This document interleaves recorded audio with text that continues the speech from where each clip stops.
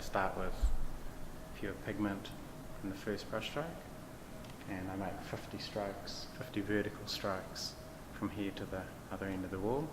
Okay. And each consecutive stroke I add an amount of water. So I've kind of developed a process where I put increasing amounts of water into the paint, so it's an exponential kind of growth like this. Oh wow. So this is the wall drawing here.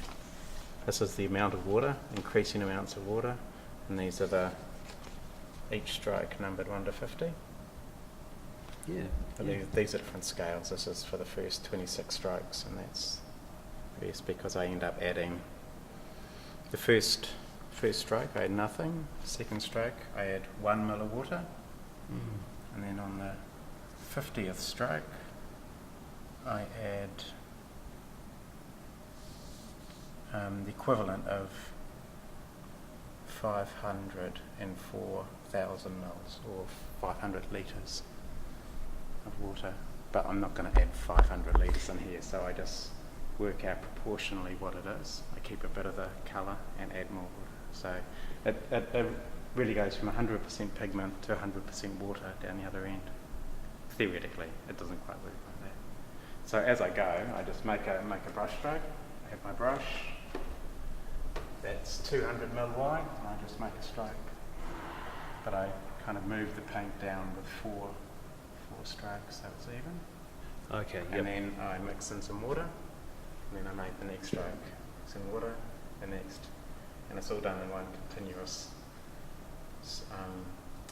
period, so that each stroke kind of bleeds into the next.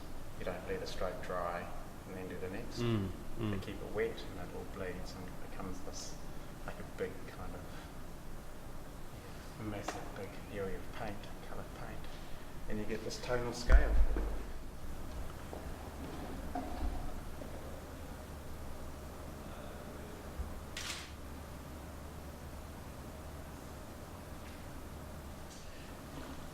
I love how scientific it is.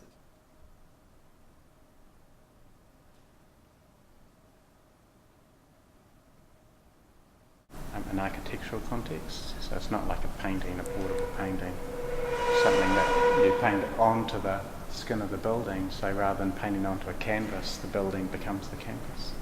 So you tap into architectural qualities, which means for a space like this you get the light flooding across it, which you wouldn't get with normal paintings. Yeah. Within the space, so they get to operate a bit differently, and they're very temporary, portable works. Yeah, I like that concept. Yeah. It's very simple. It's a very simple idea, but it's quite difficult to make as such. Yeah. And it looks really simple. It's like just a tonal progression. We had a really interesting experience making the rain screen with the Dow's team at the time in 2006, I think, and Atfield Architects and Fraser Engineering, and it was a year-long project making the rain screen, but that was part of Tim Walker's idea to get people from different areas working together, and we had a great time. I really enjoyed it, and I think we produced a work that I'm happy with, and I partly make temporary works because I don't like filling up the world with more things, so I was really anxious about this piece working. If it doesn't work, that's, every time you wake up each morning you think of that. So I woke up feeling pretty good, and so with the new changeover with Cam and Emma coming in, they've brought in some new ideas, and they're interested in, I suppose, re-establishing or kind of continuing our relationship. And my work has changed, and it's always a great opportunity to come and make a new work in a space like this. So I'm happy to be here, happy with everything about it.